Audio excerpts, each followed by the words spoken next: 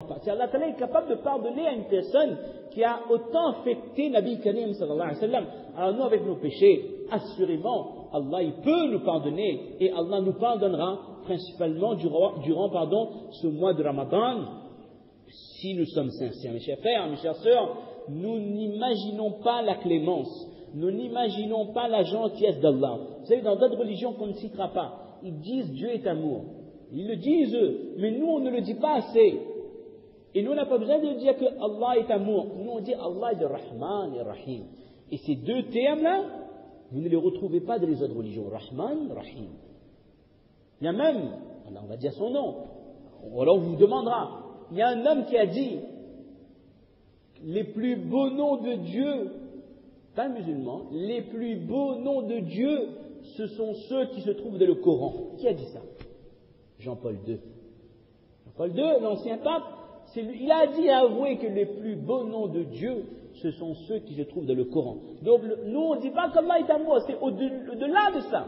Allah il est Rahman et Allah il est Rahim et Allah il est pardonneur, Tawwab, Ghafour, Rahim. Mes chers frères, nous devons avoir cette bonne pensée, ce husn dhann billah, qu'Allah il me pardonnera durant ce mois, mais à condition d'être sincère. Et en 2 minutes, on développera quelque chose que vous connaissez déjà. Comment être sincère de se repentir? Une différence entre une personne qui se dit, bon, Ramzan arrivé, toute l'année, samedi soir, on était en boîte, on était boire, on était avec tantine, on était fait telle chose. Ou alors une femme se dit que toute l'année, je m'habillais comme je voulais, je faisais telle erreur, telle bêtise, ou toute l'année, je manquais de respect à mes parents ou autre chose. Ramadan arrive, mais il nettoie un bon coup. C'est comme si on fait une lessive, avec une soupline, détergent, avec javel, nettoyer un coup le cœur là. Et après Ramadan, c'est reparti pour un tour. C'est pas la tête, Allah est Ghafour Rahim. Et 2010, pareil, on va rattraper les péchés de 2009. Et 2011, on rattrapera les péchés de 2010. Vous croyez qu'Allah est dupe? Na'oudhu billah. Vous croyez qu'Allah, il ne sait pas ce qu'il y a dans le cœur?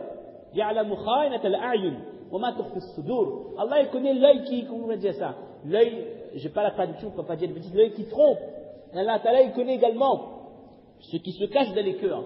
Différence entre ce musulman qui est mal intentionné, qui planifie ses péchés et qui planifie son repentir, son tawbah. Comme une personne planifie ses périodes de travail et il planifie son congé. Na'oudhu billah, on est qui pour agir comme ça avec Allah? Na'oudhu billah. Différence entre ce monsieur-là et un musulman qui fait des erreurs, il a fait des péchés et lorsqu'il se rend compte, il regrette et il demande pardon à Allah. Il a fait une erreur. Qu'est-ce qui se passe dans sa tête? Zakarullah, il se rappelle, Allah, pourquoi j'ai fait ça? Il demande pardon à Allah, mais avec sincérité. Et Allah dit, qui a par Allah, il pardonne. Subhanallah. Vous pouvez faire du mal à un homme, il peut ne pas vous pardonner toute une vie, mais Allah, il peut pardonner une vie de péché. Mais à condition, ces gens-là, j'ai pas la traduction, et ils ne continuent plus à faire, ils font plus ifrar, ils ne continuent plus à faire ces péchés. Alors donc, pour résumer, un tawbah sera accepté par Allah, il sera qualifié de tawbat al-nasuha. Première condition, c'est quoi? C'est de ne pas retarder de le tawbah, ne pas attendre, ce qu'on appelle at-taswif. Ibn Abbas disait que, le commentaire de Baduri de l'insan, il disait en commentaire, l'homme il dit sa'atoub, je demanderai pardon un jour, et qu'est-ce qui se passe? يأتيه الموت على شر ما كان عليه فيموت عليه. Et qu'est-ce qui se passe? Allah ne lui donne même pas tawfiq. C'est pas qu'il a oublié, parce que demander tawbah, mes chers frères, mes chères sœurs, c'est tawfiq min Allah. Alors ce musulman dit après demande pardon, il se peut qu'Allah ne l'accepte pas pour demander tawbah, et non, jamais bien prend son rôle, il n'a jamais pu demander pardon. Allah Ta'ala, il va rencontrer Allah avec des montagnes de péchés, avec un livre de compte rempli de dunub, qu'Allah ne pardonne. Donc, première condition, ne pas tarder. Si on a fait une erreur, immédiatement se retourner vers Allah et demander pardon à Allah Subhanahu wa Ta'ala. Deuxième chose, lorsqu'on parle de tawbatul nasuha, comment il faut faire? On fait 2 rakats, pour ça m'expliquer hadith, comment il faut faire quand il n'y a pas un musulman qui fait une erreur, fayatawadda, et il fait le wuzu, et il fait 2 rakats et il demande pardon à Allah, mais vraiment avec sincérité, sans qu'Allah Ta'ala ne pardonnera réellement à cette personne. Donc les conditions, Ibn Abbas, il résume ces conditions en disant que pour que le tawbah soit considéré comme nasuh, comme sincère, il faut an-nadamu bil qalb, regretter. J'ai fait telle erreur, oh Allah, pourquoi j'ai fait ça, oh Allah, je regrette. Celui qui regrette, il est sincère. Mais si on n'est pas sincère, on ne regrettera pas. On a fait, il a fait, de tout fait de là, Allah. Et Allah, il sait qu'on regrette vraiment, et là, la première condition sera remplie, et on a déjà un tiers du tawbatun nasuha, un tiers du pardon d'Allah. Wal istighfar bil lisan, donc demander, le fait de faire l'istighfar, demander pardon. Wal idmar an la ya'uda ilayhi abada. Et le niyat ferme, l'intention de ne plus jamais recommencer ce péché. Et ça aussi, Allah il connaît. Entre quelqu'un qui planifie le retour des péchés après Shawwal et quelqu'un qui dit Wallah, jamais plus jamais, Wallah. Allah il distingue ces deux personnes. Là, notre repentir sera considéré comme un repentir sincère. Et maintenant, même si on a refait l'erreur, on a refait le péché, mais on ne le voulait pas, mais on est tombé dedans, mais on ne voulait pas, même si on le fait, et qu'on demande pardon, Allah Ta'ala pardonnera. À partir du moment où le cœur est propre. Mais si quelqu'un le planifie, là c'est différent, là Allah Ta'ala il connaît ce qu'il y a dans les cœurs. Et bien sûr, la quatrième condition, c'est remplacer ce qu'on a fait comme erreur. Si c'était des namazes ratés, il faut faire le qaza. Si c'est des zakats qu'on n'a pas donné, on remplace. Des rosas qu'on n'a pas fait, on le remplace, etc. Dans les huququllah, dans les droits d'Allah, on remplace ce qu'on a manqué. Et maintenant, dans les huquq al-ibad, dans les droits des gens, dans une version de Abbas dit qu'il y a trois choses qu'Allah, il y a trois catégories d'actions. Allah il pardonne, Allah il ne pardonne pas. Le troisième, j'ai oublié, j'ai pas le texte sous les yeux. Ce qu'Allah pardonne, c'est huququllah. Dans les droits d'Allah, Allah il pardonne. Les péchés, Allah il peut pardonner. Mais ce qu'Allah ne pardonne pas, jamais, sans qu'on n'ait pas fait en préambule, l'action intermédiaire, c'est les droits des gens. Vous avez volé, non, c'est-à-dire, vous devez l'argent à quelqu'un, vous avez frappé une personne, vous l'avez humilié en public, vous avez dit du mal à cette personne, tant que vous ne demandez pas pardon à cette personne, passez tous les ramadans de votre vie à demander tawbah à Allah, Allah il ne peut pas pardonner. Parce qu'il y a le droit des gens qui n'ont pas été respectés. Donc mes chères sœurs, mes chers frères, ce sont là les conditions pour que notre tawbah soit acceptée par Allah subhanahu wa ta'ala. Et lorsqu'on a demandé pardon et qu'Allah nous a accordé ce pardon, alors comprenez que Shaitan, il est désespéré. Il y a un tabi'in, j'ai pas le nom, il disait que innal muznib yuznibu fala yazal, en français que le pécheur, il fait des péchés et lorsqu'il regrette, il demande pardon à Allah et cela le fera accéder au paradis. Et lorsque Shaitan voit ça, il dit ya laytani lam uqi'hu fi, j'aurais même pas dû le faire ce péché. Parce que grâce à ce péché, il a regretté, il est retourné vers Allah et il a amélioré sa vie. À cause de ça, maintenant, il accède au paradis. Et Shaitan est désespéré de ce musulman qui obtient le pardon d'Allah subhanahu wa ta'ala.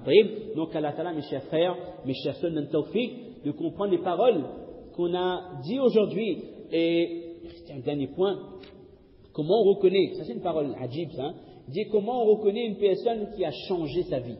Une personne qui a changé sa vie après un moment important, que ce soit Hajj ou que ce soit le mois de Ramadan. Quelqu'un qui a un renouveau dans sa foi. Elle dit que les signes, c'est quoi? Ahaduhuma, que cette personne, premièrement, à partir du jour où elle a demandé tawbatun nasuha, il y a un tel degré de iman et de désir de se rapprocher d'Allah et une crainte de faire un moindre erreur, que cette personne contrôle sa langue en permanence. Il ne dit rien d'inutile et rien qui est en relation avec des péchés. Ça, c'est le premier signe. Quelqu'un demande tawbatun nasuha, il continue à dire n'importe quoi, blaguer, ou alors, pas des paroles neutres, mais à coup faire ribat, bohtan, les conditions n'étaient pas réunies, wallahu a'lam. Dit également qu'on voit que dans le cœur de cette personne, son cœur est propre. Ça, c'est quelqu'un qui a été nettoyé, son cœur est clean, il a été absous de tout ce qu'il y a de mal grâce à son tawbah. C'est dans son cœur, il n'y a plus de jalousie, il n'y a plus d'animosité face aux autres personnes. Troisième chose, ça c'est important, que cette personne, vous voyez maintenant, qu'elle s'éloigne des mauvais compagnons. Si j'avais un groupe d'amis tous les samedis soirs, ils m'amenaient Saint-Gilles, maintenant je demande pardon à Allah, qu'est-ce qu'il faut faire également maintenant? Je ne les fréquente plus. Si j'avais un groupe de camarades, comme il y a dans toutes les mosquées du monde malheureusement, Panamaz et Assise, deux pieds en l'air, séance de ribat commence. Rentrez chez vous, allez avec madame, allez rester auprès de vos enfants, allez aider vos enfants faire ses devoirs, donnez de l'amour à vos enfants. Mais par le moyen d'Allah, subhanallah, évitons ces assemblées où on ne fait que ribat bohtan, où on est en train de vendanger nos péchés, nos bonnes actions, et on est en train de prendre les péchés des autres. Il dit qu'un signe de la personne qui vraiment a changé sa vie, c'est qu'il s'éloigne de ces gens qui l'amenaient vers le péché.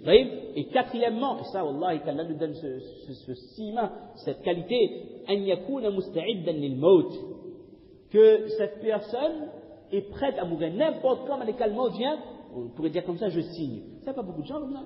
Que n'importe quand l'ange de la mort vient, je peux mourir, je suis pris, il n'y a aucun problème. Ça, c'est quelqu'un qui vraiment a été nettoyé et que maintenant son cœur est pur et qu'il a une relation directe avec Allah subhanahu wa ta'ala. Et qui en même temps, mustaghfiran lima salaf, ce musulman n'arrête pas de demander pardon à Allah pour les péchés, même qu'il date de 15 ou 20 ans, avec cette crainte qu'Allah il me punit. C'est-à-dire, il a en compte de manière permanente l'amour d'Allah dans son cœur et la crainte d'Allah dans son cœur. Alors mes chers frères, mes chères sœurs, qu'Allah nous accepte vraiment pour vivre ce Ramadan avec le maximum de conditions pour nous faire parvenir à la taqwa.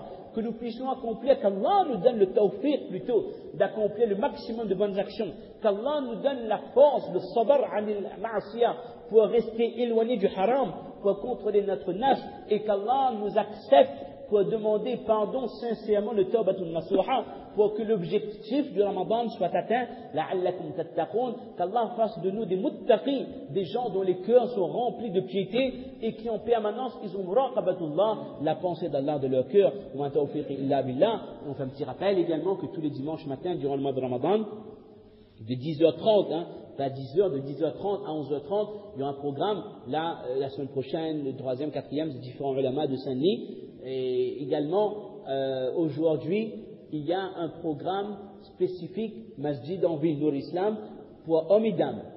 Pour ceux qui ont la possibilité de se déplacer. Maintenant, si vous avez un programme local, la priorité, bien sûr, est au programme local.